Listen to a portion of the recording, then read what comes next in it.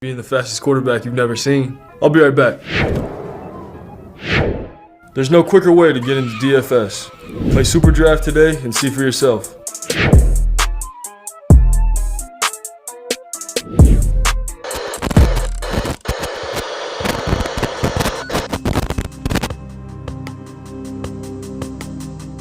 We're behind. They're all fired up.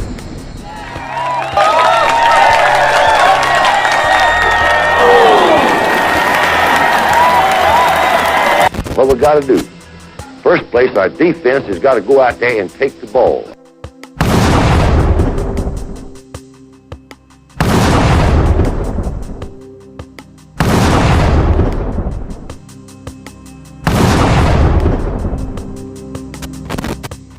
And when we get the ball, we got to have 11 people that's going to do their job and try to score every time you get the football.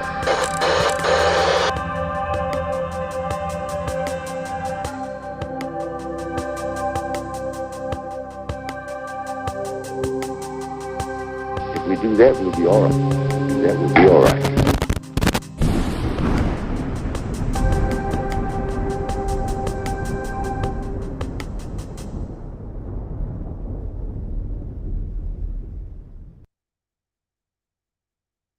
If you are satisfied, if you are not hungry, you need to check yourself.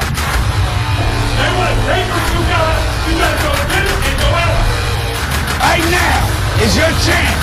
Right now is your opportunity. Right now, you gotta make today count. Roll Tide, everybody. How's everyone doing? Thanks for tuning in. This is the Nick Jr. and Rise Up College Football Talk Show.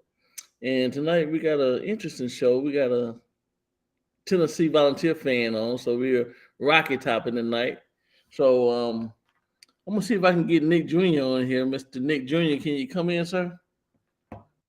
What we do is important, but how we do what we do becomes more and more important. And that's for every guy here. We got to do it better. Our goal is to have the kind of team that nobody wants to play. And that means that we have to impose our will to dominate the competition all the time. It's all about what does it take to break you. Roll Tide, brother. Can you hear me, Nick Jr.? Okay, we might be having some difficulties, you guys. Nick, this is the part where you start talking. I don't think he can hear us. Hey, everybody, how y'all doing? Long time no see. Remember me? I'm interfering tonight. Well, I that's know, Joey. hang on. I know what the problem is. Okay. I know what the problem is. I have no sunglasses and no hat. Can't find my hat. But you remember me. You know, I used to do the Bama Smoke. Yeah. This But is Nick, the CTS Sports Room, people. That's who this is. The man, the myth, the legend.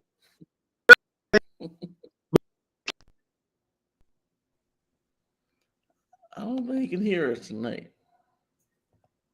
Nick, I'm not doing your show.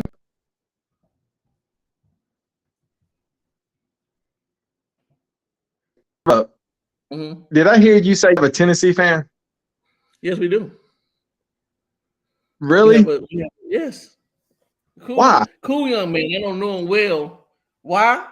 Because he's all about, college football, man. He's an SEC fan. And that's our rival, really. Wow.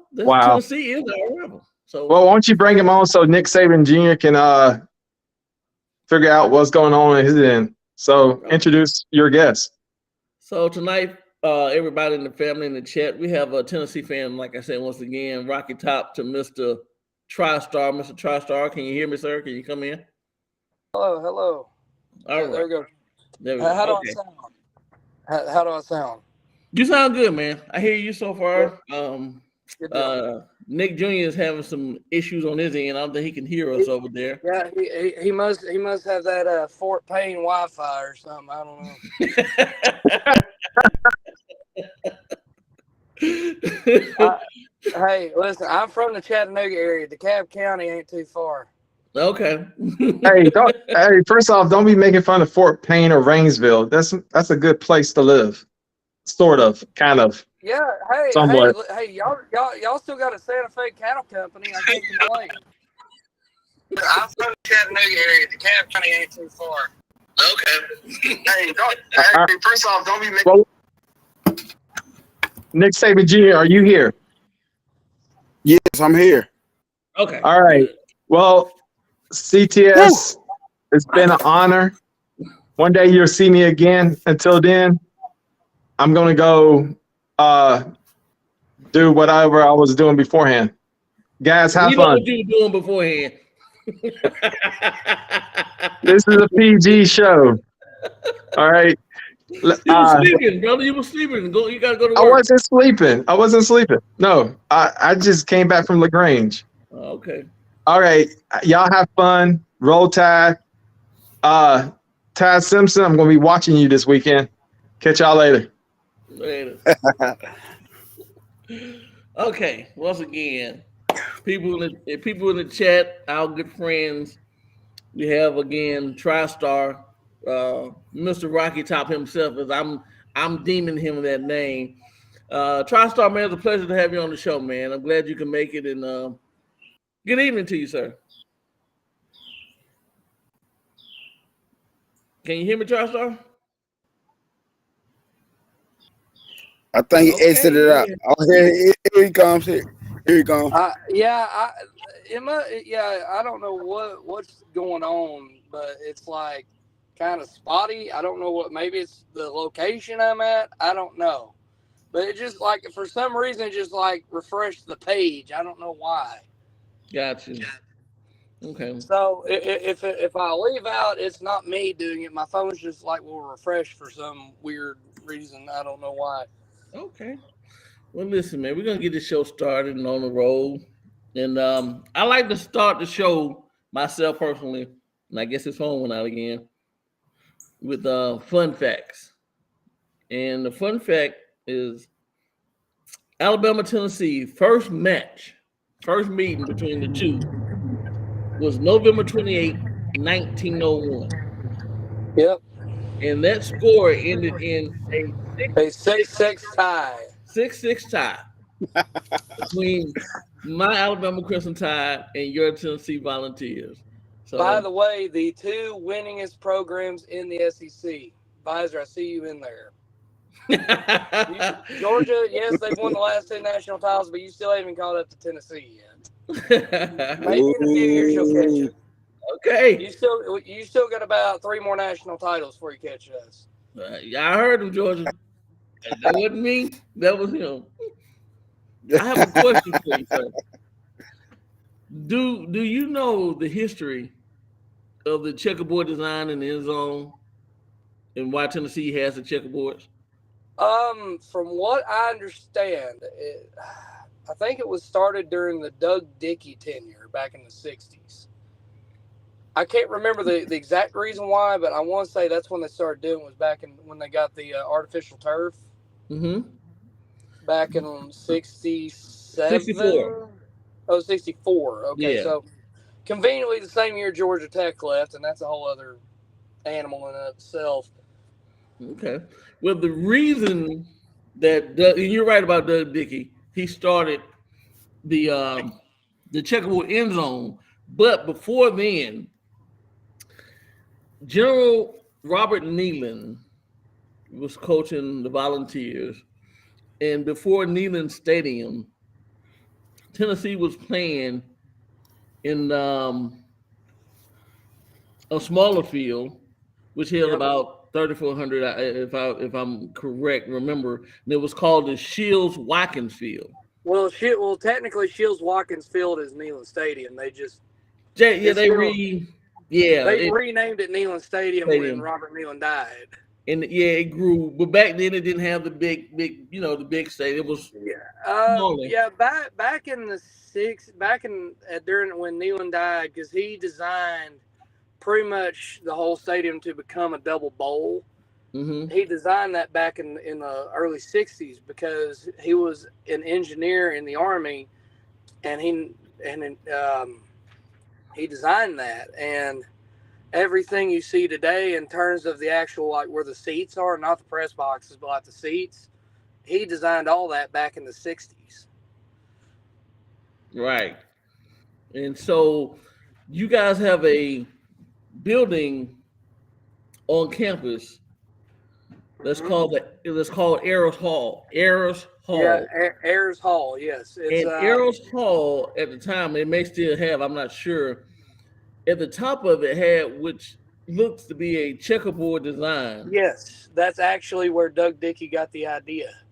Well, they said Neyland would tell his guys, the football team, when they were on offense, and you could see at the time, you could see Ayers Hall, to don't stop until you reach the checkerboard or charge the checkerboard as like as a motivation tactic. So when they're, offense got the ball, they're heading toward Ayers Hall. He said, don't stop until you reach the checkerboard. And that's kind of what started it. And when Dickey came in, he actually, got the end zones painted checkerboard. Yes. Yes. And they have been that way, until today. So that's a little bit of history I learned. I didn't know, but it's a fun fact. Oh, yeah. Like I said, Tennessee, there's so much tradition and so much history. For example, they've had those orange. Oh, his phone went out. He's in a bad area. His phone went out, people. Hey, I don't know what's going on, but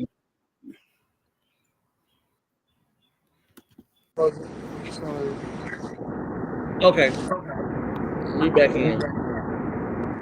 Yeah, I don't know why it keeps doing that. I don't know what's going on.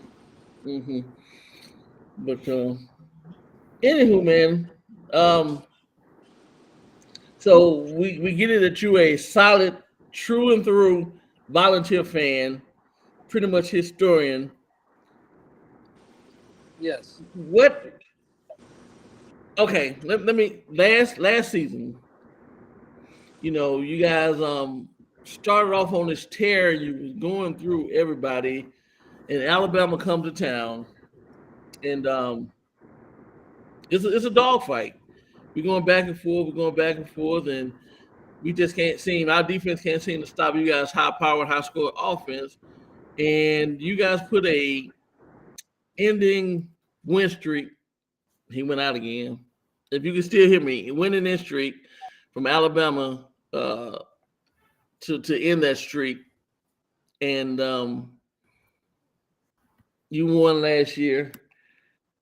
And I wanted to know, after the win, after Tennessee won last year, everything said and done, what were your feelings? I mean, like we were talking earlier, you said we're streaky. We win, you guys win, we win, you win. But after that long drought, what were your thoughts, man, after that game? I was shocked that we was able to beat Alabama, to be honest with you, because we hadn't done it in 15 years. Right. Because I hear tell that Morgan Wallen was up in one of the clubs up there and one of the bars, and man, it was like crazy pandemonium, and he kind of performed him and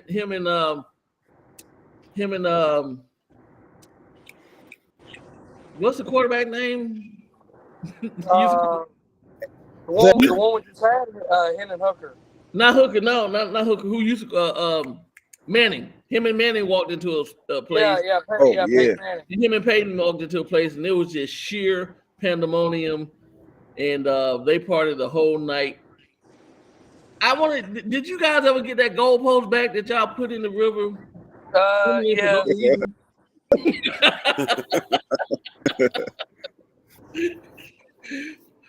I mean, because y'all put it in the river, but hey, we didn't end the SEC championship or nothing, man. It just, I know y'all elated to beat Bama, but it's still more football to be played.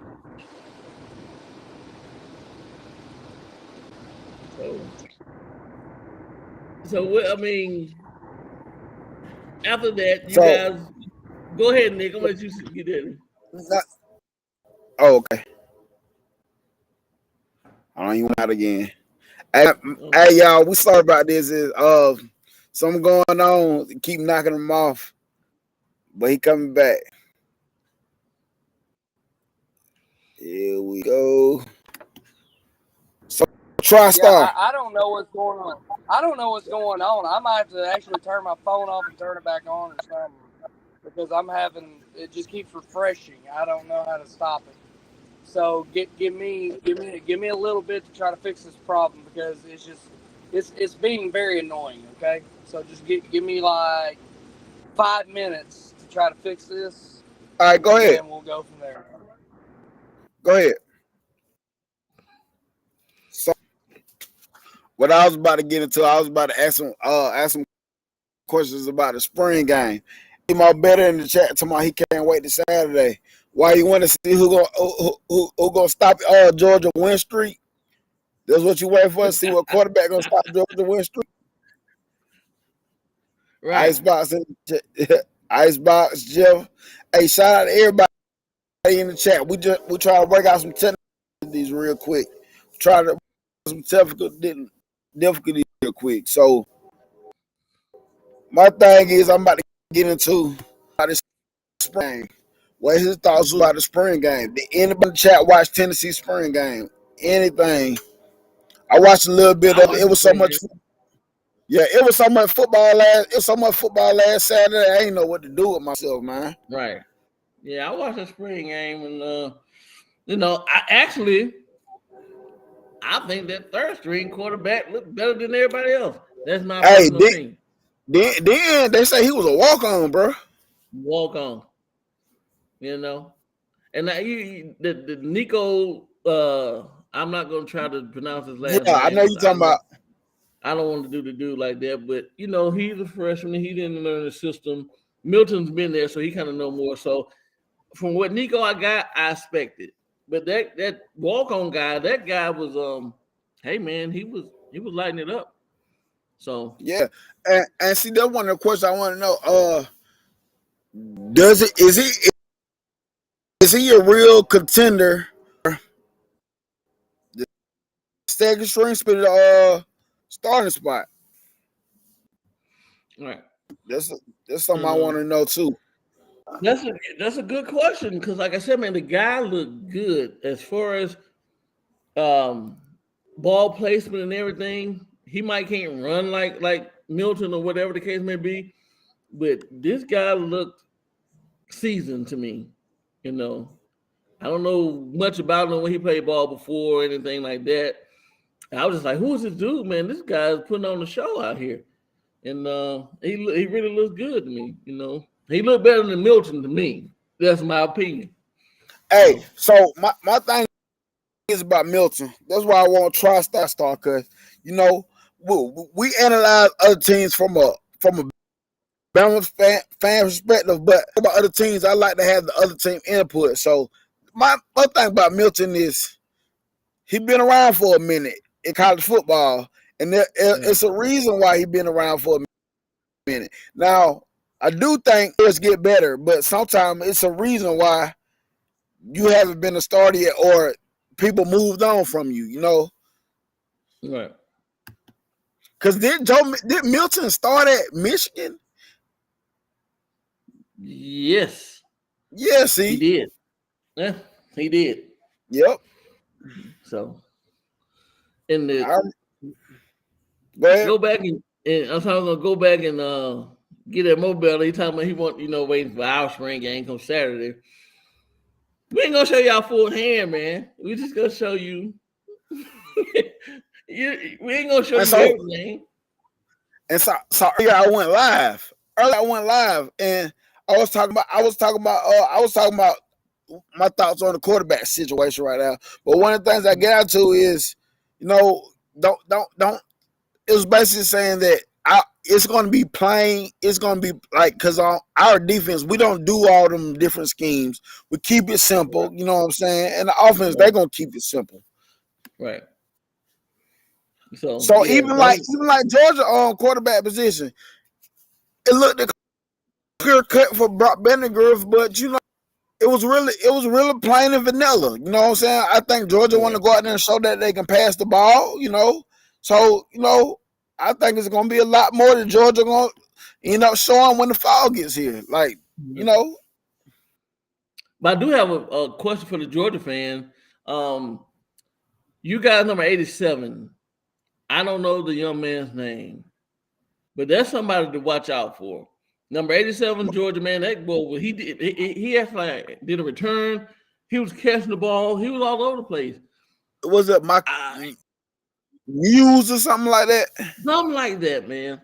Something like that. But this kid he looks to be dynamic. I know it's a spring game and I know everything went all out on the line, but he kind of reminded me of Bowers a little bit. This cat was everywhere and he looked damn good and he had some good hands on him. So he might be the next guy coming up, for UGA in the future. So, because from what my understanding, he's a freshman. So, but he looked good. He said we already looking for another quarterback in the portal. Man, rumors. That's all I'm gonna say about the rumors. They say Tyler Van Dyke. They say he used that. He used that. He's gonna hit the portal for more NIL money. That's what I heard. Right. That's what you were telling me earlier. Yeah. Yeah. Sorry, man, but we ain't we're not looking for a quarterback in the portal. We good. No, I don't think it's gonna happen. Sidney said, "Do we think Coach Saban will go in the portal for a quarterback?" This is my opinion. I don't think so. I really don't think so. I really think he trusts Ty and Jalen Miro to get the job done. But my opinion on going into the portal for a quarterback is I think we'll be taking a step back because now you got to get a quarterback. You got to find a quarterback that's worth going in the portal to get. Now he got to learn the system. Now he got to try to win him over. And you know what I'm saying? I just think personally we'll be taking a step back if we went that route. My question is, will we go into the portal for somebody in the secondary, as far as cornerback in a safe, like cornerback and safety position? That's my thoughts because we just took a hit in the portal on the backs, Trayvon Fagans and Jacquez Robinson, and those are two highly talented dudes coming out of high school, top 150 players, I believe. And so, with that being said, I wonder if we would go into the portal looking for a secondary player. We would before we do a quarterback. The only reason I say we would be going into the portal for a quarterback if we just had Holsting and Lonigan. But I'm with you with Ty Simpson and Jalen Miro. Got to realize Miro, this will be his third year. Ty second. We're good. We're good. Whichever guy wins the job, and I'm behind him. But in that position, I think we're okay. But I'm with you about the corners. We need secondary. Yeah. For depth reasons. Yep. That hurt our depth. My man Trust back on. Let's see what we got going. Let's see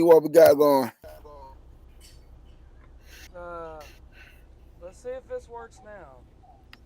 Okay. All right. So, Trust I want to get. All right. Do you hear me? Yes. I can hear you some. Yes. Okay. So I wanted to get your thoughts. I'm hearing the echo somewhere. I don't know. I've got I don't have any headset on or anything like that. I don't know, but it's pretty glitchy. Like I said, it could just be my location. I don't know.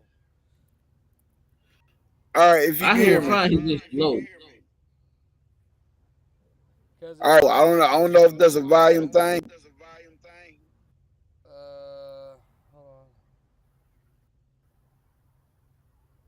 Maybe, I don't know. Hold on. Hello. Okay. Is that any better? That's a little louder. Oh, Jesus. It's all right.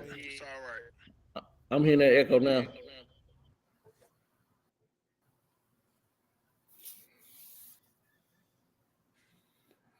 Oh man, I had so many questions for him too, man. Yeah. I had questions for him. We're gonna work this thing out, hopefully. All right, testing 1 2. Testing 1 2. Does that sound better? Sound fuzzy. It sounds a little fuzzy and you're still low. But can you hear us good though? Yes, I can hear you fine. All right, go ahead. Riley, you got questions? No, I want you to go ahead, Nick. What you going to ask him about the spring game? So Okay. try to start. What was your thoughts? What was your overall thoughts on this week's spring game for C? Dang, he went out again. Hey, I know I'm feeling too, man. I know that feeling about when you can't get this thing right. I know the feeling. Okay.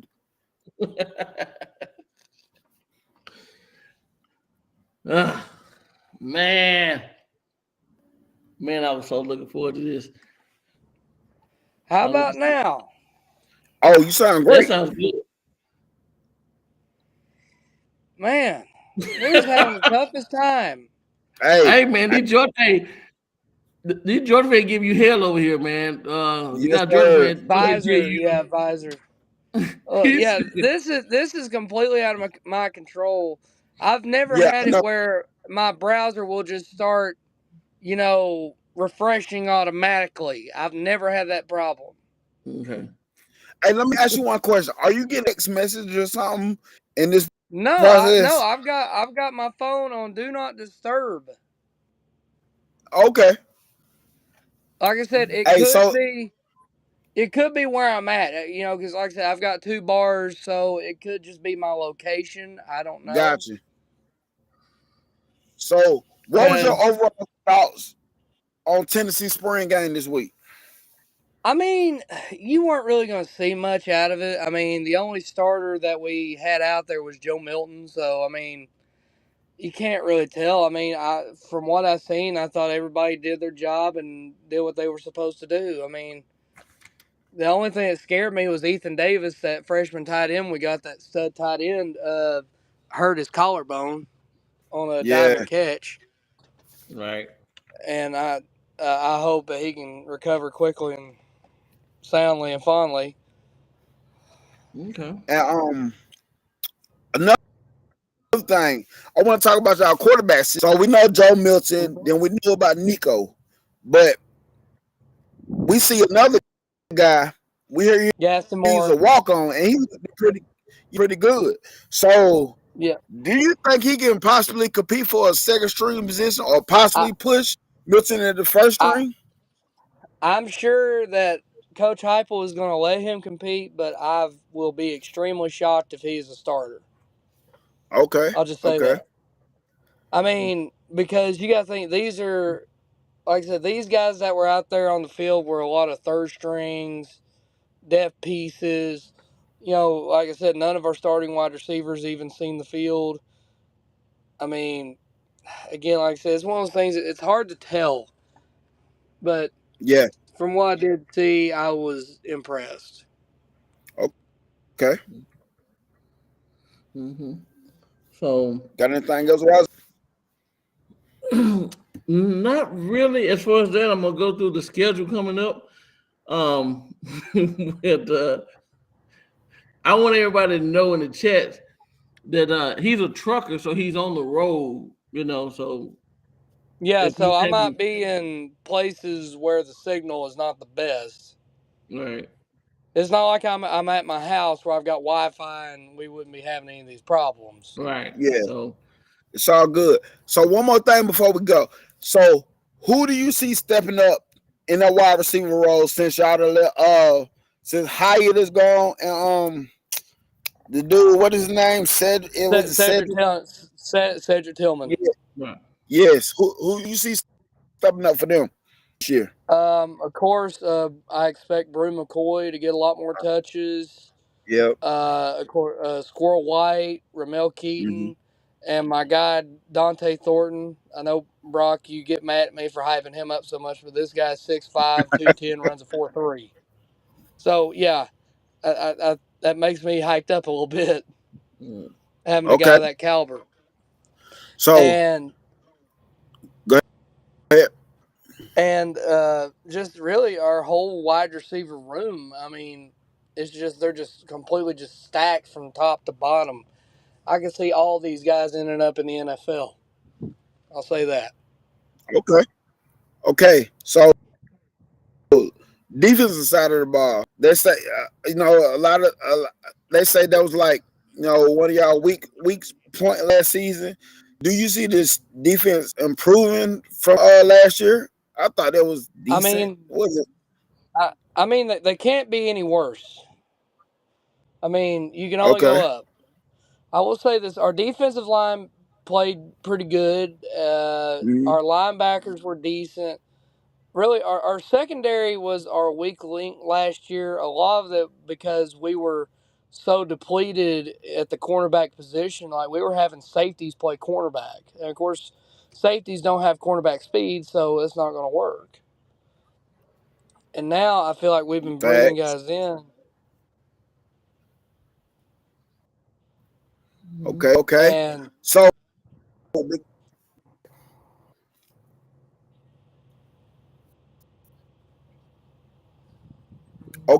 so the question is, can Tennessee beat Alabama 2 years in a row? I mean, it's possible. It's not impossible. I mean, I've been hearing from Alabama fans is like, oh yeah, well that crap that happened there last year, that ain't gonna happen at Bryant Denny. I'm like, listen, it's gonna be a 50-50 game. It's a chess match. Yeah. I think he timed out again over there. Yeah. Mm-hmm. Okay, so when he get back on, I'm gonna run the schedule now. Yeah. I know.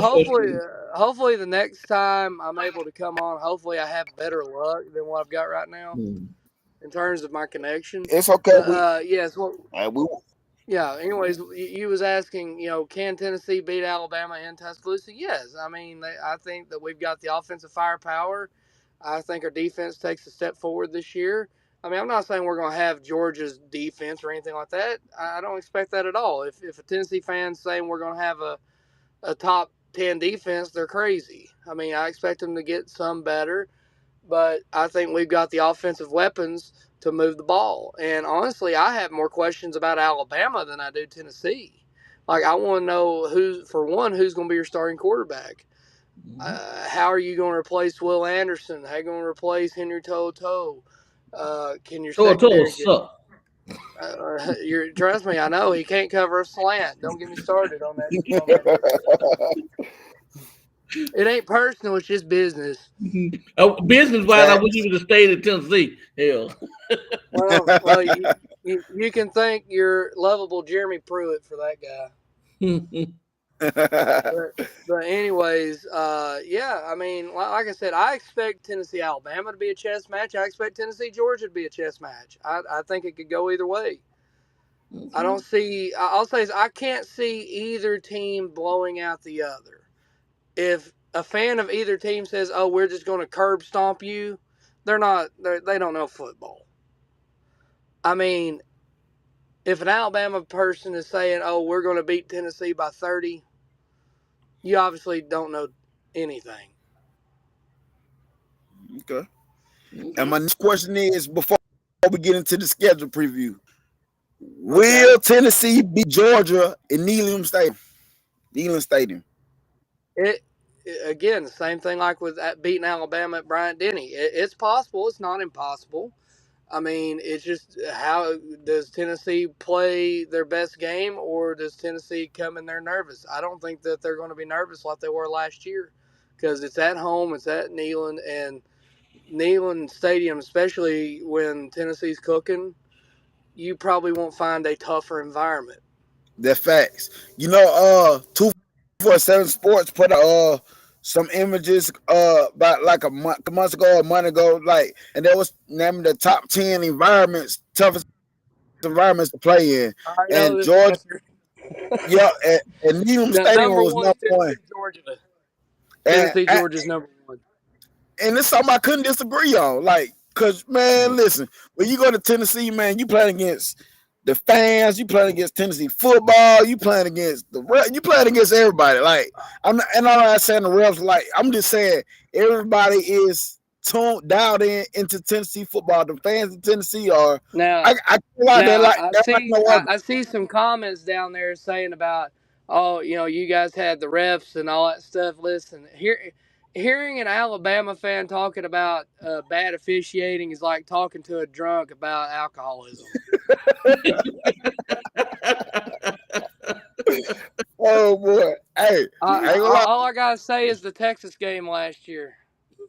Oh, okay. Visor's down there talking his noise down there. Mr. Back to Back. See, that's the thing. Like, all I gotta say is good luck at Neyland Stadium. Okay.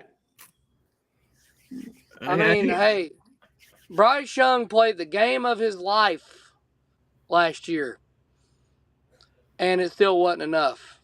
And yes, when Georgia played us, they played mad because they put Tennessee at number one, and they were mad.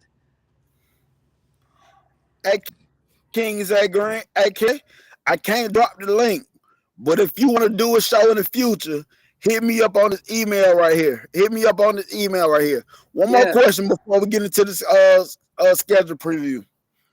Okay. So I know what you're gonna say, but I gotta. Was last season a fluke? Was it a fluke last season? I don't think so. I mean, we'll find out as the season goes, but I don't think so. I think Tennessee's here to stay. I mean, I'm sure the other gentleman in here can, because he's an older gentleman. I'm not trying to pick at you, but I'm saying you've been around the block. When Tennessee starts cooking and getting it going and getting really good, they're really good for a while. They're not a one-year wonder. They usually step because they recruit at a good enough level to be good. I mean, even during the 15-year down period, we were still recruiting top 10. I mean, top 10, top 15. And we even had like 2 or 3 top 5 classes during the Bush Jones years. And don't get me started on that. You talk about massive underachievement. I'm still mad about 2015 and 16. Okay. Hey man, I like this. So rise up. You can go and get into the schedule preview. Let's get into the schedule preview right now. We about to go over the schedule. Okay.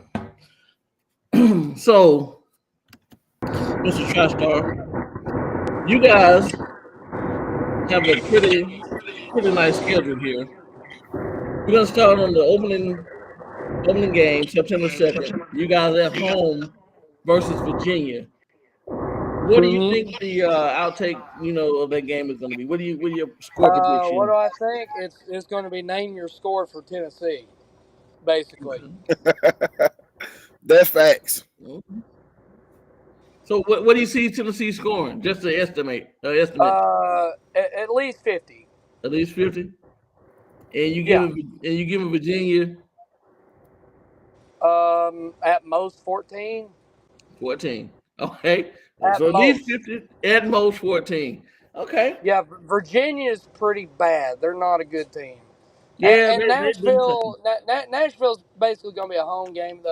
The reason that game's happening, that was supposed to originally be the road game at BYU, but BYU canceled it. So we had to find a replacement, and that's what happened. Okay. Then September 9th, you guys are home again against Austin. I'm not for sure if it's pronounced Austin P. It's Austin P. Okay. Some people said Pay. I wasn't sure. No, it's Austin P. The Governors. C. Virginia. That's all I gotta say. C. Virginia. Okay. Okay. Well, the week after, September 16th, you guys are away and you're going down to Florida. On the road at Florida. And you're going to meet those Gators. I'm wanting to say see Virginia, but the history of that one, we've went into Florida several times as a much better team, but for some reason they play us tough, and they've beaten us several times when we were the much better team. So I'm going to say we win, but I would say it'd be 41-14. I'm just dropping the score. That's almost Sweet Virginia. Whoa. That's almost Sweet Virginia, brother. You know what I'm sorry. I'm sorry. Graham Mertz was the worst quarterback in the Big Ten, and then you bring him into the SEC. I'm sorry. He's going to get destroyed. Okay. I'm sorry. And in the words of old Uncle Woo, Sunbelt Billy don't know what he's doing. He's in over his head. Hey, I said this about Billy Napier. I said, hey, I know this is his second year, but hey, when you in Florida, you better get it together fast, because if you don't win, I mean, there's no reason. There is no reason Florida should not be a top 10 team with how much talent is in that state, and they're in the SEC. They're the Florida team in the best conference, but yet they're continuing to piss down their leg. yeah, that's facts. That's facts. Okay, so we leave Florida. You guys come back home to Knoxville, and you play UTSA. University of Texas, San Antonio, which we already know. I mean, God damn it! I'm sorry about He coming back. He coming back. I know he coming back. Dude. Hey, it's straight too. I'm telling you, man, this is getting on my nerves. I understand. But anyways, back UTSA. to UTSA. So UTSA, see Virginia. Okay. Hey, I'm with you on that one. Okay. Name your score, basically. The next following week, you guys are at home again. You got to Against play the the South Carolina Gamecocks. Now, South Carolina, the Pecker Man. they feeling pretty good. Well, I'll say this: Spencer Rattler played the best game of his life against Tennessee. He didn't even play that good against Clemson. The only reason South Carolina won that game was because Clemson pissed down their leg.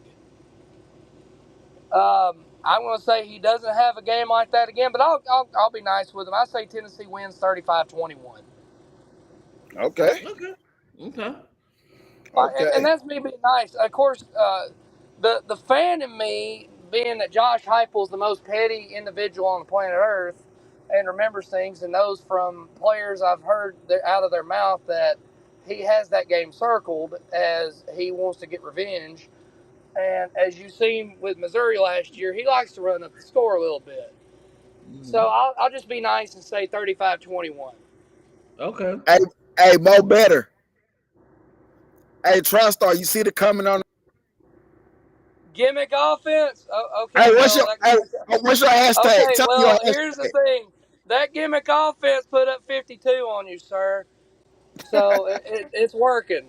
I'm fine with that. I'm fine. Hey, if the gimmick offense got us 11 wins, I ain't complaining. Hey, he a Georgia fan, but tell him your hashtag. He's a puppy dog. I ain't worried about him. Go worry about Georgia Tech over there. Go worry about the rambling wreck of Georgia Tech. That's funny. All right, we come back in. We get to Tamu. I guess we're gonna get through the schedule one way or the other. Oh, who did do this? I didn't realize he got knocked off. Hey, Dylan. Yeah, he got knocked off, man.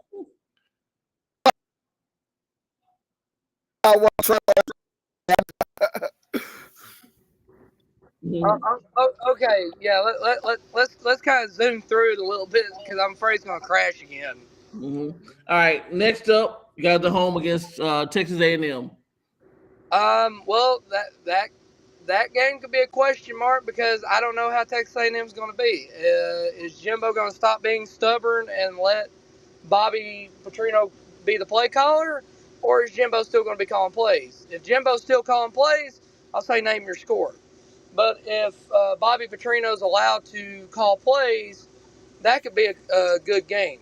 But the thing is that's coming off of a bye week, and the week before they have to play you guys. Now it's at Kyle Field, but they got to play Alabama the week before they play us. Right. So that could be interesting, and that's going to be a very tough road game for them. But I'm still picking Tennessee to win. I'll say Tennessee 38-27. Oh, you giving them some you giving them some credit? Okay, all right. Well, Yeah, I mean, until I see who's calling the plays, I'm not going to say a blowout or not. I don't know. okay. TriStar, I'm with you. I'm with you with the Bobby Petrino thing because we seen in the past what he can do with the offense. But my thing is, Oh yeah, absolutely. I mean, my God, he was the offensive mind behind Lamar Jackson, for God's yeah. sakes. And see, And this is he what I'm won about a to get at. Heisman. He Yeah. knows what he's doing, but it's just I don't see it because Jimbo Fisher is so stubborn, and he has Texas A&M by the balls right now. Mm-hmm. Yeah. Yep. And he can say, "Well, if you don't want me calling plays, then fire me." Right. He can call their bluff. But continue, and I know this is the game all y'all been wanting to hear about. Third Saturday in October, baby, and Tennessee got to roll. I'll And say it, the most prestigious rivalry in the SEC. y'all heard that, didn't you, Georgia? Listen, Georgia, this is the big boys talking over here, okay? Sit over there, little kids, okay? So Tennessee rolled into Tuscaloosa, and give it to me. All right. Okay, first off, this Mo better. Okay. So anyway, Damn. It He gets knocked covered. off, man. It's frustrating. Yeah, cause TriStar talking that noise. Hey, talk that talk. Know what I want. Let's go. all right, let's try this again. Jesus Christ. Let's go. Okay. So, this game could go either way. This is a 50-50 toss-up. Like I said, I think Tennessee's going to be great on offense. The defense is to be seen, but I think we'll be a little bit better this year. I think we'll get some more stops and all that stuff. Again, like I said, we're not going to have Georgia's defense. I'm not saying that. But with Tennessee's offense, you don't have to have Georgia's defense. And I'm going to say, who are y'all thinking is going to be the starting quarterback? Is it going to be Ty Simpson or Milrow? Who are you thinking? Hey, This will I'm gonna tell you. determine my pick. Hey, I'm going with Miro. I'm going with Miro. I'll say this. If Milrow is the starting quarterback, I'll say 42-35 Tennessee. Wow. If I got to repeat. Ty Simpson. Yeah, if Ty Simpson. Milrow needs to get a lot better at throwing the ball if he's going to try to keep up with Tennessee. Okay. And I'm sorry, I am no Kevin Steele fan. I think y'all should have went and got Glenn Schumann in my opinion, but yeah. Okay. And if Ty Simpson is the quarterback? If it's Ty Simpson, I would say 45-42 Alabama. I'm just throwing out there. That's. TriStar. I'm telling you, it don't matter what quarterback we come out there with. We're gonna win. We coming for blood this year. Again,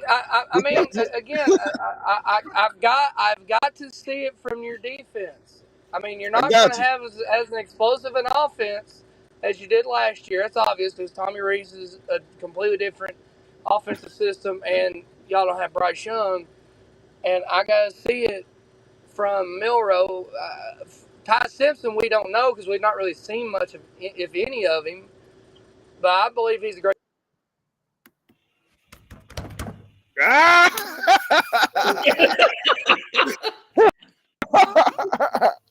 Hey, my better said something I can agree with. Miro will have 200 rushing yards against Tennessee.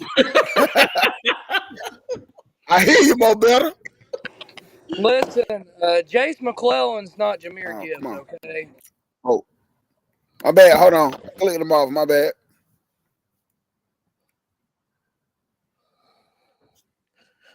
He said Jason McClellan is not Jameer. He forgot about we got Justin Hayes, man, bro. Hey. You know, I don't know what the problem is right now. We But back. anyways, as I was saying, Jace McClellan's not Jameer Gibbs, okay? mm-hmm. I love Jace's mother, but I gotta be realistic. I'm sorry, he's not Jameer Gibbs. Y'all probably about 110 yards rushing. Tennessee probably about 180. What? Oh, Listen, man. star. I respect another man's opinion to have it, listen. But they ain't about to happen. But Nah. I respect your thoughts, though. See now the people saying 55-30, that's delusional right there. You're thinking of 2011 Alabama where you're shutting people out. Mm-hmm. I mean, you got to be realistic. I mean, Tennessee is a tough game for Alabama. I mean, if you're thinking that for any Alabama fan out here thinking that you're just going to steamroll Tennessee, you're not. It's a toss-up game. It is.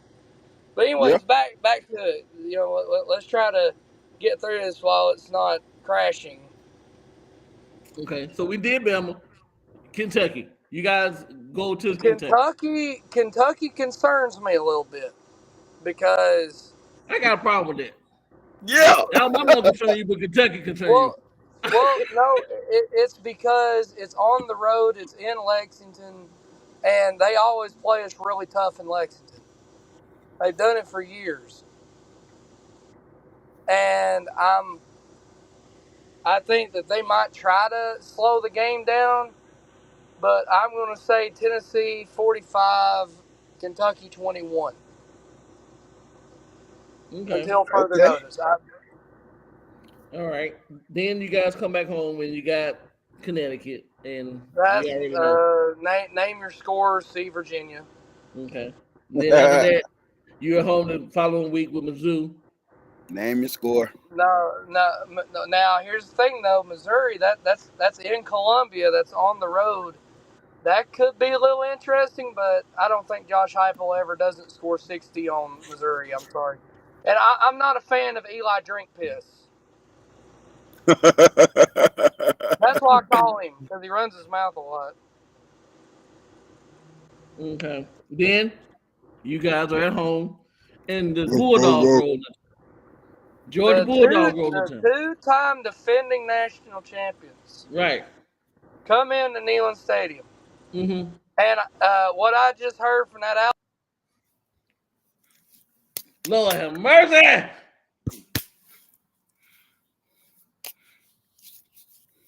Hey, my better. Hey, bro, I'm rocking with you tonight in these comments, dog. I'm rocking with you tonight, baby. Come on back, man. All right, let's do it again. As I was saying, like that person said about the Alabama 55-30, I'm hearing the same thing from the Georgia man. The exact same thing. Like, you're not beating us. Yes, I agree. Tennessee's only averaged 15 points a game the last 2 years. And I could say, okay, 2021, that was Heupel's first season, which, by the way, Cedric Tillman had 200 yards receiving, but they failed to mention that. And then last year, I would argue it was the road environment. I mean, that.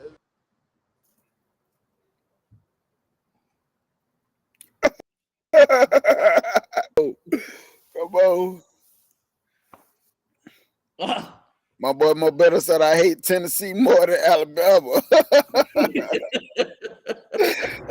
Oh, I mean, back to what I was come on. saying, I would argue that Tennessee Georgia game, a lot of that was the environment, and Tennessee was nervous. Like, they had never been in that kind of road environment. And I feel like, this time they're going to be a lot more prepared. It's going to go a lot better for Tennessee. And I'm calling my shot right now. I think Tennessee wins that one 30-24. Oh, Only okay. by 6. That's solid. That's a solid score prediction, though. That's solid. Yeah, I'm not saying Tennessee scoring 50 on Georgia. That's ridiculous. Okay. I think that game comes down to the wire. I do. I mean, there's another scenario I can see Georgia winning it. Mm-hmm. I If mean, y'all win, are y'all gonna tear the goalpost down? and then the last game, I already know Vanderbilt. Name your score. Name and score. But if you guys beat Georgia, are you tearing the goalpost down? No, Why not? because we've only done that we've only done that 3 times.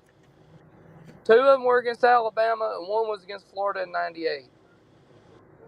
Hey, so Georgia fans, what they're telling you is more of a thing to beat Alabama than Georgia. That's what he Because said. we still the big dogs. I mean, again, like I said, Tennessee. The first time that Tennessee tore down the goalpost was 1982, Bear Bryant's last year when we hadn't beaten Alabama in 11 years. So we beat Alabama, and they stormed the field, and they tore down the goalpost, and they threw them in the Tennessee River. Then in 1998, that was when Steve Spurrier was at Florida. We hadn't beaten them in 5 years. And at that point, I would say that was our biggest rival at that time because it was always a top 5 matchup. And then we finally beat them, get over that hump, and then we go on to win the national championship. And then, of course, last year, 15 years losing to your biggest rival, like literally when Tennessee won that game, I cried. I cried tears. When your biggest rival had been skull Yeah, dragging you for yeah. 15 years, and then you finally get over that hump. And for Alabama fans that's sitting here saying, "Oh, Tennessee's not our rival," yes, you are. Oh, yeah. Facts. We Yeah. are. Yeah, that I said, is. why do you think when you lost to us, now, I'm not saying all Alabama fans are doing this, but a lot of them were saying, "Oh, that is like the refs were bought." I heard 10,000 excuses. Just like you would have thought the world was ending for Alabama because they just couldn't believe that they lost to that team in East Tennessee. That Hey, we don't lose to them. hey, I know me. It hurt me. As a Alabama fan, that hurt. Oh yeah, it's just like, for example, you ask an Auburn fan right now, what team does Auburn hate the most? They can't stand the sight of that G because Georgia has been just kicking the crap out of Auburn for the last 5 years.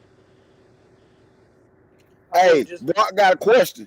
Brock said, so y'all going 12-0. You didn't say one loss on the yeah, schedule. yeah, yes, I did. I said for Alabama, it depends on the quarterback, and I was being realistic.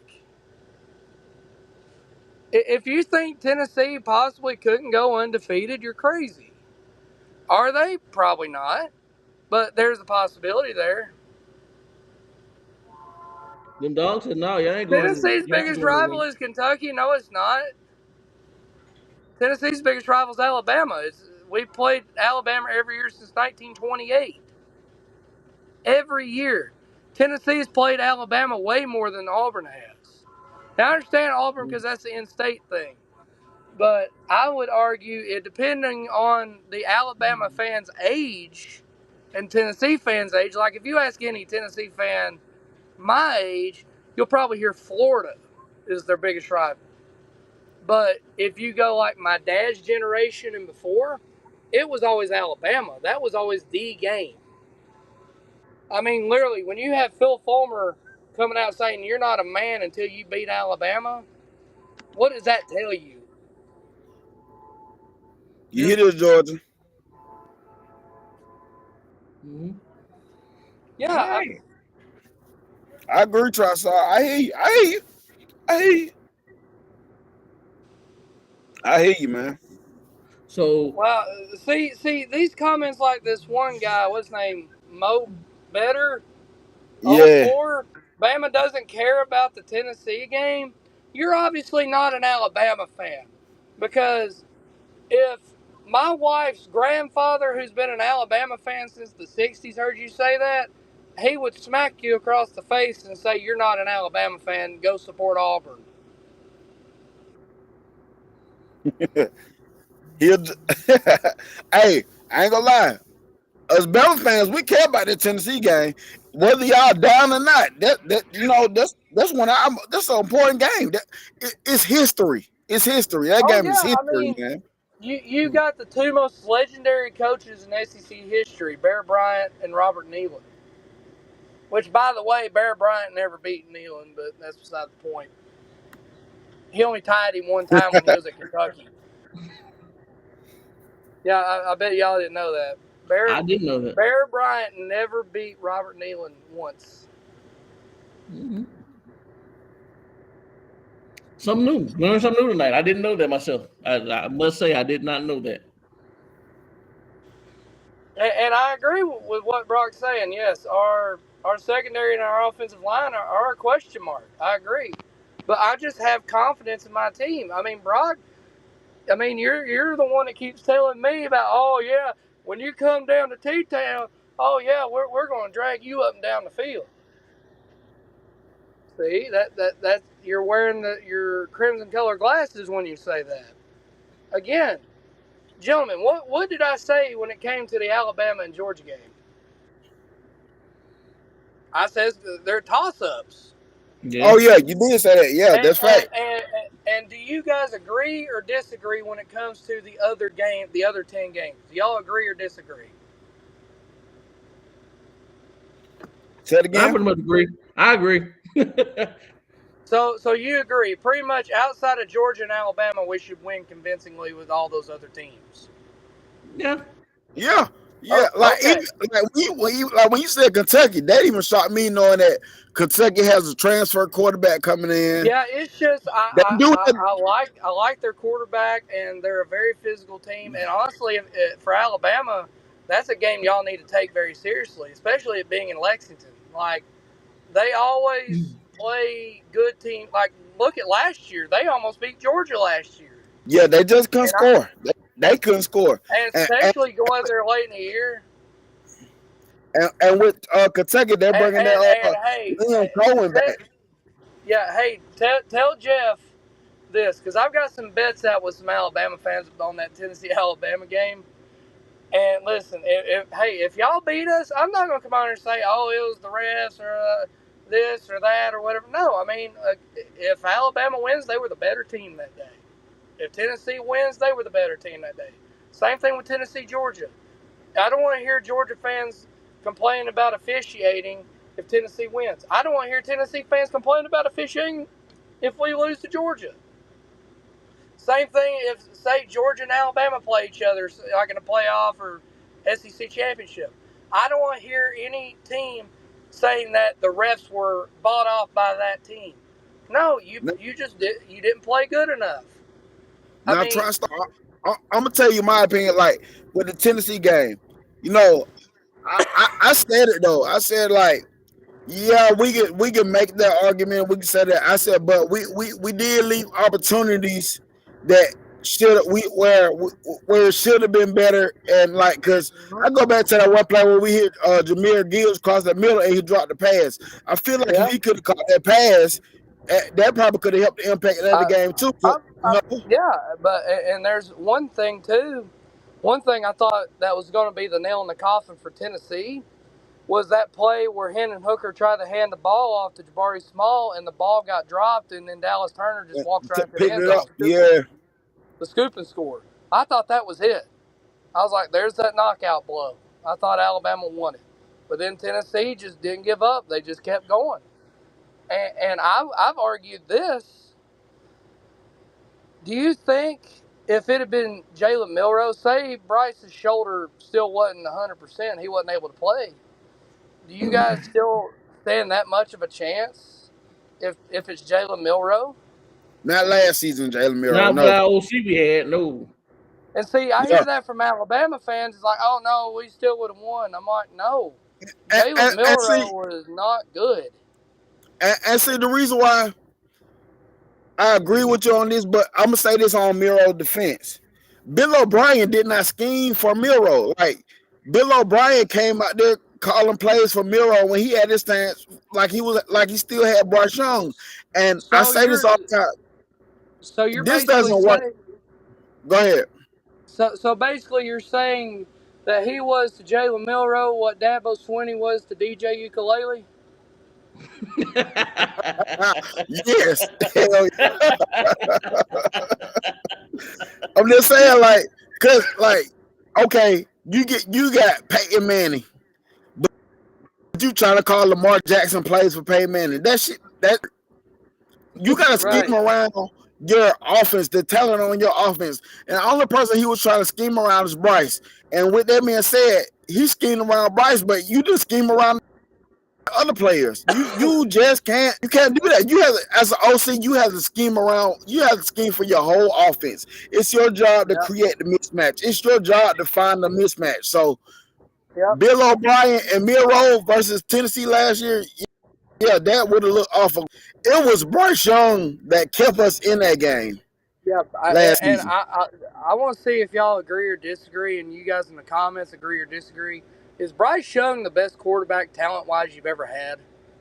I'll say yes. I think so. And I still remember who was that quarterback y'all had in the early 2000s from Gadsden? He was like a #1 quarterback, and he was an in-state kid. Everybody hyped him up. I even remember those. Hell, I remember seeing Sean Alexander out there. He man move at the Sean Alexander, baby. Hey, that guy was a stud, man. He was. Hey, heck yeah. He never beat Tennessee though. Hey, so I back in the Peyton Manning time, I want to say around 94, I think.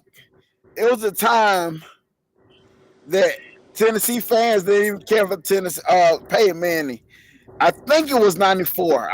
I'm not sure what year, but it was when Tennessee and Alabama played at Legion Field and Tennessee scored on the first play with a Peyton Manning pass to Joey Kent. I'm not talking about that. If you're thinking, are you talking? Well, see, that was. If I'm thinking of that was 95. That was the year I was born, conveniently. My dad was at that game. Okay. I just remember it was at one point that Tennessee wanted another quarterback over Peyton. I can't remember. I think his last name was Stewart or something like that. I can't remember. I don't know. I mean, Peyton was the #1 player in the country coming out of high school. I wouldn't think of another player that they would have wanted. I mean, he was their top. He was the top guy. It was a fan. It was like, you know, crazy fans have these thoughts. I'm gonna look it up what I'm talking about. I'll tell you later on. I'll DM you or whatever. Yeah, Jeff, you're wondering why I'm not showing my face. The real reason right now is because if I turn my camera on, it'll probably keep crashing worse.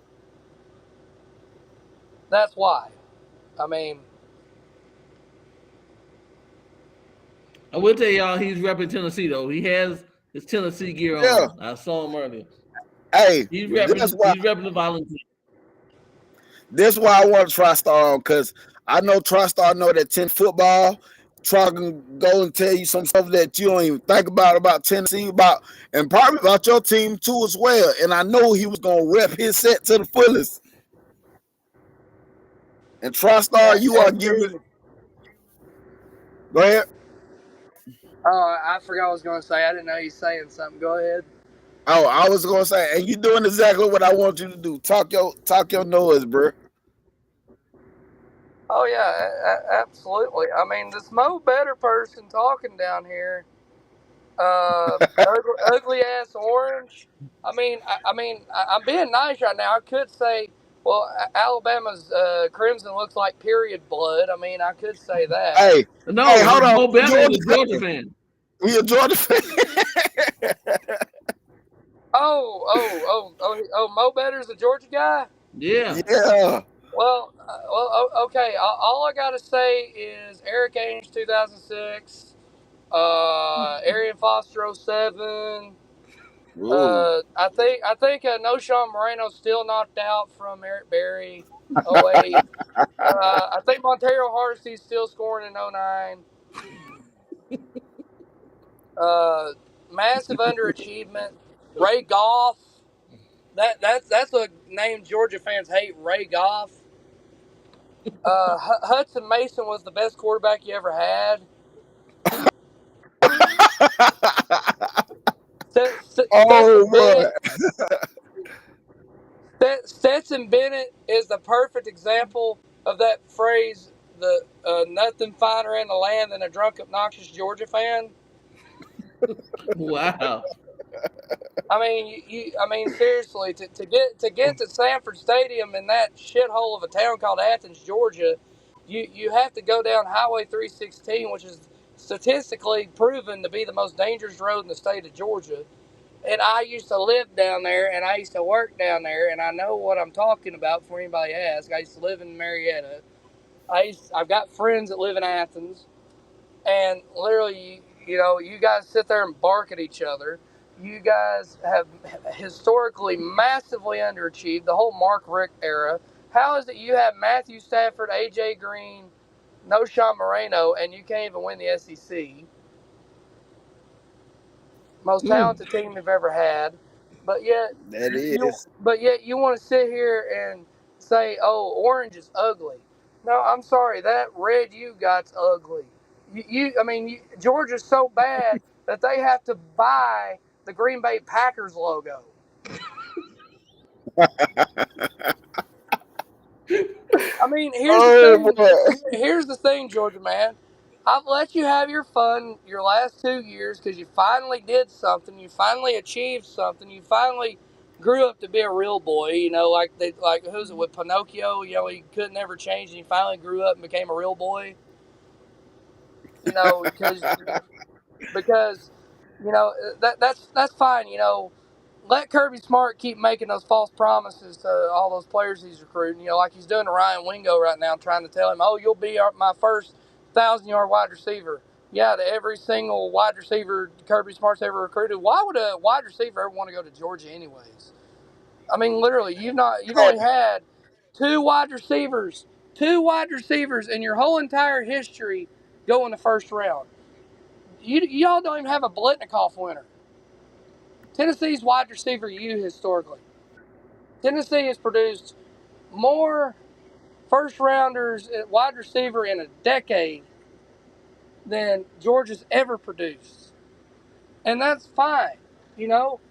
Georgia can sit there right now. They're on their high horse. They think that they're invincible. They think that they ain't beaten, that nobody's going to beat them. Well, guess what happens? Guess what? You're about to get Dylan Raiola, and that's a great get. But how you going to be able to pay all those other top-level recruits when you got to spend all your money, $3 million a year, on a quarterback? Because last I heard, Georgia's NIL program ain't too good. Wow. Okay. So you better go up to them carpet mills in Dalton and Calhoun and start making more carpet to get some money. I don't know. Hey, TriStar. Brody Corwell was the dude you talking about from Rainbow City, right? Who? Brody What's the name? Brody Corwell.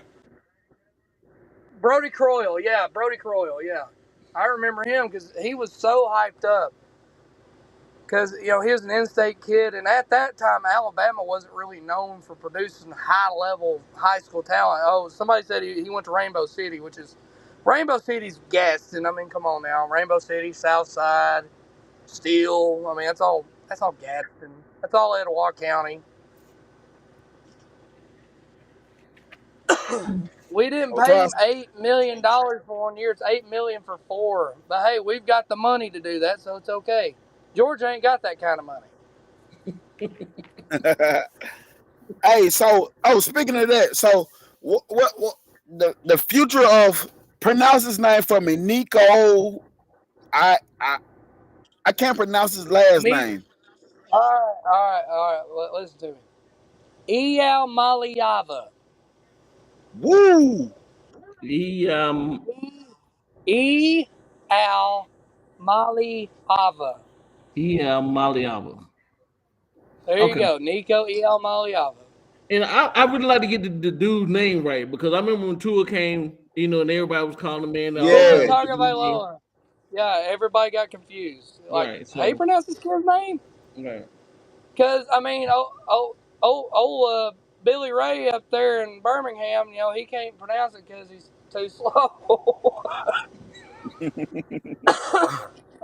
Hey, so Billy Ray from Bibb County, he ain't able to pronounce them big words, Hey, so what do you see the future of that kid being? He's obviously got elite arm talent. The only thing right now, he just needs to gain about 30 pounds. Okay. He is painfully thin, but he'll fill up. He's like a puppy with big paws. He'll grow into it. So you got any more questions, Rise Up? Well, it's not even about Tennessee. It's about Georgia. Since he's been on Georgia, he kind of been on the head for the last little second here. Gotcha.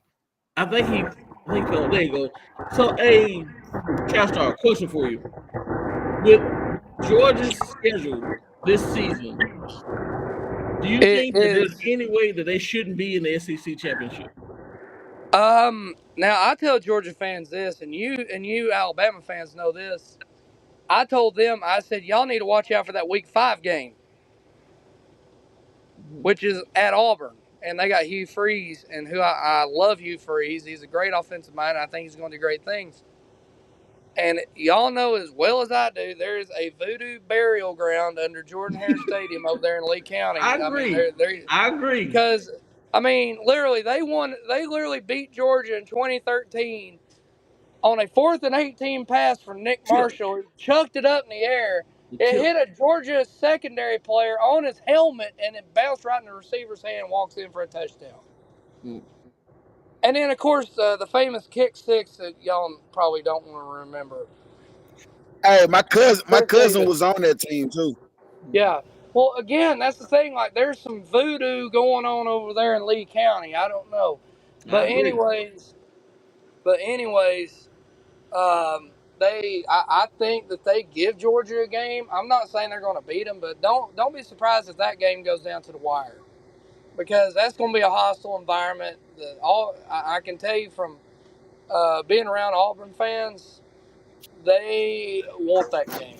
They want Alabama. They want Georgia. Gotcha. And then of course after that, they should have a pretty manageable schedule as long as they don't shoot themselves in the foot until they get to Tennessee. Okay. And so this Mo Better is saying I'm delusional. Okay, you're obviously not a real Georgia fan, because you would have agreed with me when I said there's an Indian burial ground under Jordan-Hare Stadium. For God's sake, one year they were playing LSU, I think, and there was a big house fire or something. It was on TV. You can see the smoke going up. Right. Weird things happen at Jordan-Hare Stadium. I agree. It's some wicked stuff going on down there. I don't know what it is, but man, I don't like it at all. So guy said Auburn needs a quarterback. I agree. They need a quarterback. I'm sure Hugh Freeze will make it work. We don't know yet. Right. Okay. Hey, go ahead. I do have something for you here. So 2024, we're adding Oklahoma, we're adding Texas to the SEC. Therefore, they don't need to come. We don't want them. Unfortunately, it is what it is. Hey, I got an idea. Instead of that, why not? Let's bring back the OGs. Let's bring back Georgia Tech and Tulane. Hey, Not Tulane. people Hey, forget that Georgia Tulane. Tech was in Hey, the Tulane's SEC. got a good football team. Come on now. Hey, yeah, but hey, this is what I say. They beat USC, and what I'm saying about USC is yes, they have an offense, great offense, and all that. But hey, it's the Pac-12. But Tulane, no, not the Tulane. Tulane Well, is playing great football. yeah. Now, do y'all know the reason why Georgia Tech left the SEC in 1964? No, No, According to Georgia Tech fans, Bear Bryant is the worst scum of earth ever. According to Georgia Tech fans, that they blame him for the reason why the 140 scholarship rule didn't change in the 60s. But what was weird was Bobby Dodd, the coach at Georgia Tech, never wanted to play any of the Western SEC teams. He never wanted to play Tulane. He never wanted to play LSU. He never wanted to play the Mississippi teams. He refused to go there. Outright refused. And a lot of people might not remember because, like I said, that was back in the day. But Georgia Tech had a huge rivalry with Alabama. They had a that's huge all right. rivalry with Auburn. They had a huge rivalry with Tennessee. They had of course, Georgia. I mean, Auburn, I've heard Auburn fans talk about back then, they literally had a week dedicated to it. It's called Rec Tech Week. In Alabama's fight song, they mentioned Georgia Tech. They say send the Yellow Jackets yes. to a watery grave. Right. That's That's about what I was Georgia about to. Tech. I'm telling you, that's what Yep, I mean. yep. That's The, what I was the, about to bring the up too. Alabama Georgia Yep. Tech rivalry, because at one point, the two winningest teams in the SEC was Georgia Tech and Alabama. Right. But yeah, like I said, you ask any Georgia Tech fan about Bear Bryant, especially if they're a little older, I mean, they think he's the biggest piece of scum of human flesh that's ever existed. They'll be all right. So, but since I mean, Oklahoma's coming and Texas coming, we can't turn it around. We're gonna leave the Eastern and the Western divisions, and we're gonna go with the 3-6-6 format. Yep. Now, Yes. it's going to change some things. Now, what they're projecting is we will still see Tennessee every year. We will see Yep. Auburn every year, and I think we will still play And LSU. LSU. Right, but And LSU. that's going to on the eastern side of things. That's going to change you guys who you see, and you see more Western teams. I see ours being, I'm just being honest with you, I think ours is going to be Alabama,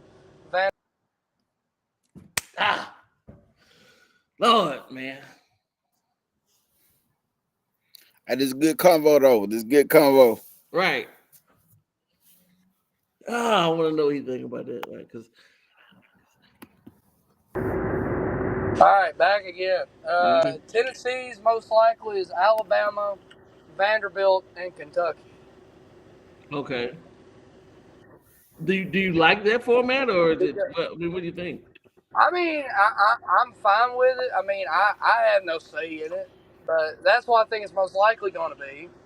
Like, you can kind of easily predict who is going to be for each team. Like, Georgia's is probably going to be Auburn, Florida, South Carolina. Okay. Uh, like I said, Alabama's is going to be Tennessee, Auburn, LSU. For Right. Auburn, it's probably going to be Georgia, Alabama, LSU. Mm. So For Florida, I would say probably South Carolina, Georgia, Kentucky. okay. Yeah. Um, I'd have to sit there and actually like think this up for a minute, but that's like you can kind of get the gist of it. It's usually the teams you got the most history with. Like Right. I know technically a lot of younger Tennessee fans will get mad at me when I say this. I don't consider Florida a rival because they're not really a historic rival. They were only a rival in the '90s Okay. because Steve Spurrier's from East Tennessee and he stoked the Flames because he wanted to play at Tennessee and Tennessee never offered him. They offered him basketball.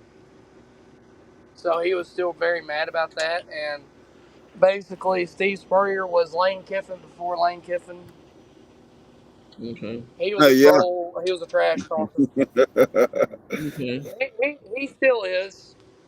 I mean, God love him. And I then mean, literally, he was known for making snide comments. right. Like he said, you can't spell citrus without UT. I mean, again, he always made little comments. Right. So we're going to a 12-team playoff. What do you think that how is that going to affect the SEC, or should I I say don't. how SEC going to affect the 12-team playoff? Well, I mean, yeah, they should be in the 12-team playoff almost every year, in my opinion. But anyways, I honestly, you might call me crazy. I wish we'd go back to the BCS system because I feel like Mhm. it was more fair. You had better matchups. You didn't take away from bowl games, and you didn't have any of this. Oh, I'm sitting out for the bowl game because I got to save my draft stock. You used to never see that. When when you start seeing that during the playoff, because when they made the playoff, that made all the other bowls not mean anything. I got an idea. How about this? You send the conference champion just to the selected bowl. Like, for example, if you win the SEC, you just go to the Sugar Bowl. There you go. If you win the ACC, go to the Orange Bowl. If you win the Big 12, you go to the Fiesta Bowl. If you win the Pac 12 or the Big 10, you go to the Rose Bowl. There you Okay. go. Okay. Okay. Because that's what used to be for decades back then. It wasn't even making a certain bowl. Like, you wanted to make the Sugar Bowl because that was seen as like That you won fact. the SEC. Right. As Mo And the Better said, reason that we, huh? Mo Better said both of us, meaning Alabama and Tennessee, we need 12-team playoff to make the playoffs. That's Yeah. you need 12 teams to make the I mean, playoff. Georgia finally I wins mean, some, and they can't. Well, Hey, I'm just telling y'all this. I'm just telling you this more better. If we had a 12-team playoff this year, y'all would have been upset in the end, bro. yeah, I I agree. mean, who knows? I mean, honestly, in 2022, I didn't see anybody beating Georgia. I don't think Alabama would have beat them. Tennessee didn't beat them. I don't think anybody was beating them. After I seen what happened that Oregon game, I said right then, nobody's beating them. They're winning it again. Because Yeah. I was thinking that Oregon was going to give them a game, but then Oregon comes out and just gets drug up and down the field. Like Hey, Yeah. it's just sad I to was watch. Like, thinking, bro, I, but I was.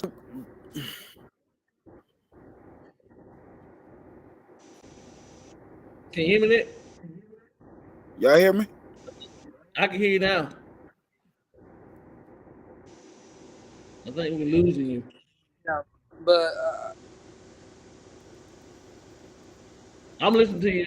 Go ahead. but yeah, like I said, um, what was it again? We got off track. Oh, we were talking about the 12 team, and you say you wish we go back to the BCS system. The 12. Oh yeah. Okay. Yeah, I mean because right, you know why we left the BCS system, right? Yeah, but for the fans that don't know, 2011. mm-hmm, I know. Because they felt like the SEC was getting too dominant, and they felt like, hey, if we make a 4-team playoff, we'll have other conferences winning the national championship. And all it did is you've had what, 2 scenarios where you've had an SEC national championship game since, both Right, beating Georgia and Alabama. right. So I mean, what are you going to do in a 12-team playoff? Have 6 SEC teams? Because I can tell you, Georgia and Alabama's probably going to make it a lot of years as long as Nick Saban's there.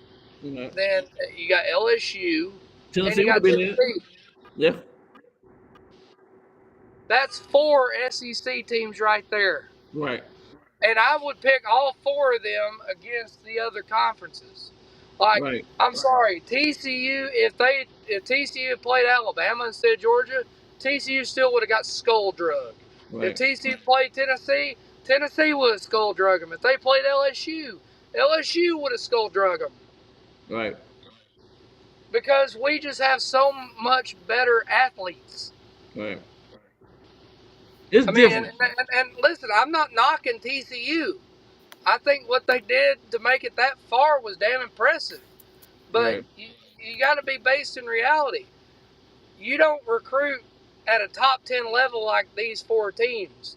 Like I said, even during the bad years, Tennessee was recruiting in the top 10. Right. During the bad years with bad coaches. So now people are so shocked that Tennessee was able to get it turned around pretty quick under Josh Heupel. I'm like, no, it's not that shocking because we've had the talent the whole time. We just had bad coaching. I mean, my God. Well, okay, I'll use Alabama for example. During the 3 Mikes era, was Alabama recruiting bad? No. No. Yeah. They just had bad coaching. Right. And that's the thing at a place like Tennessee, Alabama, LSU, Georgia, Florida, Florida State, Miami. Those places recruit at a high level. Even when they're bad. Like, didn't Miami just have a top 5 class? Yes, they did. Exactly. And do we consider Miami that good? No. It's not a talent problem. It's a coaching problem. I'll give you a prime example. Tennessee in 2015 and 2016 should have won the East both years. They should have been in the playoff those years. But you know why we weren't? We had Butch Jones as a coach who couldn't manage a talent roster to save his life. Like, literally, listen to these names. Josh Dobb, Jalen Hurd, Alvin Kamara, Josh Malone on offense. Yeah. On defense, we had the best edge rusher since Reggie White and Derek Barnett. I mean, this guy was a beast coming off the edge. He ended up being a first-round NFL pick. And, I mean, we just had studs all over that team. Great players all around. Like, just a well-rounded, well-oiled machine. But, again, Butch Jones didn't know what in the world he was doing, and he couldn't manage a talent roster. Like, my God, how is it you had Alvin Kamara and you misuse him? You don't know what you're doing. A prime example, look what he's doing now at Arkansas State. I'll tell you what he's doing at Arkansas State. He's losing.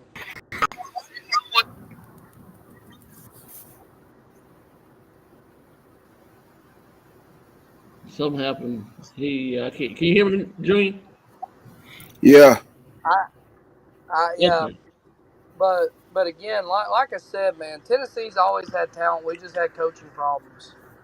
I mean, we went from Philip Fulmer, who was a Tennessee legend. I know the stuff is AD, what happened, but as a coach, he's a Tennessee legend. Then we get Lane Kiffin. I think Lane Kiffin might have worked out if he had stayed, but he left after 1 season. Then we get Derek Dooley, that dumbass that didn't know what he was doing. And then we get Bush Jones, who does a little better, but he's a used car salesman and that's why he got all those recruits. But then he can't manage the talent roster to save his life. And then we get old cornbread himself, old Baldy. We get Jeremy Pruitt, who should have had an elite defense, but again, didn't know what he was doing as a head coach. And puts us under NCAA investigation. But now we finally got a head coach after about the 5th try. Okay. So, yeah, if I'm a little too optimistic, I think I've earned it a little bit after going through about 15 years through the wilderness. So anyways, it was good being on here with you guys. It's lagging pretty bad, and I've got to go to bed anyways, so I got to get up really early. Next year, I will definitely be doing this next time. Hopefully, I don't have the connection issue like I'm having. Anyways, y'all have a good night and go Big Orange. Okay, thanks for having you. Man, I wish we could have had better connection because I think we'd have had a whole way better show. But anyway, he got his point across, and hey, I like the guy, man. Hey, So I'm looking at some of the fans, I'm looking at the chats, and hey, but I knew he was gonna do what he do. I knew that. That's why I brought him on. I knew he knew Tennessee football like no other. yeah, he